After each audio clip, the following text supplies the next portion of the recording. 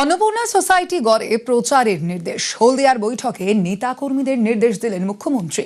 অন্নপূর্ণা নিয়ে অপপ্রচারের অভিযোগ, অন্নপূর্ণা নিয়ে সঠিক তথ্য পৌঁছে দেওয়ার নির্দেশ, জনগণের কাছে তথ্য পৌঁছে দিতে নির্দেশ মুখ্যমন্ত্রীর।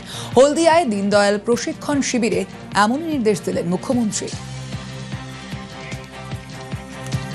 অভাবনীয় প্রাপ্তি, শুভেন্দুবাবু আশায় যে প্রশিক্ষণ বর্গ একটা অন্য মাত্রা পেয়েছে। তিনি এসে তার সরকার কি করেছে 100 দিনে সেটি তিনি সুন্দর করে আমাদের ব্যক্ত করেছেন।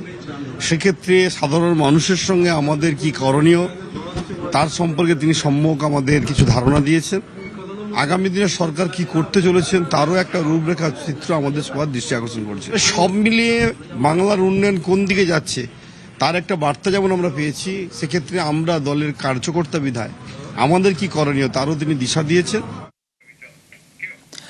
তৃণমূল আমলে পক্ষপাতিত্বের অভিযোগ, 2021-এ নন্দীগ্রামে হারায় কাজ না করার অভিযোগ। তৃণমূল সরকারের বিরুদ্ধে অভিযোগ শুভেন্দু অধিকারীর। তৃণমূল কংগ্রেসকে নিশানা মুখ্যমন্ত্রীর। তিনি যা বার্তা দিয়েছেন যে এই জেলা শুধু শুভেন্দু অধিকারীর জেলা, এই অর্থে অ্যাকচুয়ালি গত 4 বছর ধরে এই জেলাকে বঞ্চিত করেছেন মমতা ব্যানার্জি উন্নয়নের দিকে। শুভেন্দুবাবু তিনি যে নির্দেশ দিয়েছেন আগামী দুর্গাপূজার মধ্যে এই জেলার সমস্ত রাস্তাঘাটকে সারানোর জন্য তিনি তার দপ্তর থেকে তিনি প্রয়োজনীয় আধিকারিকদের নির্দেশ দিয়েছেন।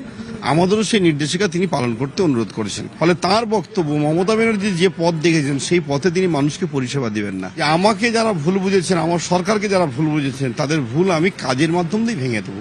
ফলে এটার দ্বারাই বোঝা যাচ্ছে সবকা সাথ সবকা বিকাশ এই মন্ত্রে যে তিনি দীক্ষিত, সেটি তিনি তার বক্তব্যের মাধ্যম দিয়ে কর্মপদ্ধতির মাধ্যমে উপস্থাপন করেছেন।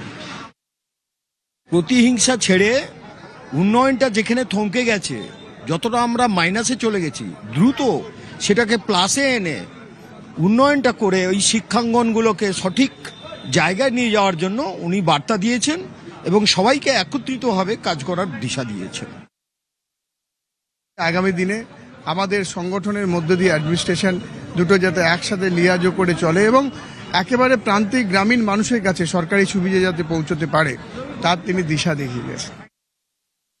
দলের দুদিনের বৈঠক, ক্লোজ ডোর বৈঠক, সেই বৈঠকে বক্তা বা প্রশিক্ষক হিসেবে উপস্থিত হয়ে শুভেন্দু অধিকারী জানিয়ে দিলেন উন্নয়নের প্রশ্ন থেকে রাজনৈতিক বিষয়, যে বিষয়গুলিতে তারা উদ্দীপ্ত হয়েছেন জানাচ্ছেন দলের নেতাকর্মীরাই। হলদিয়া থেকে ক্যামেরায় পিন্টু সরকারের সঙ্গে সুজিত ভৌমিক, নিউজ 18 বাংলা।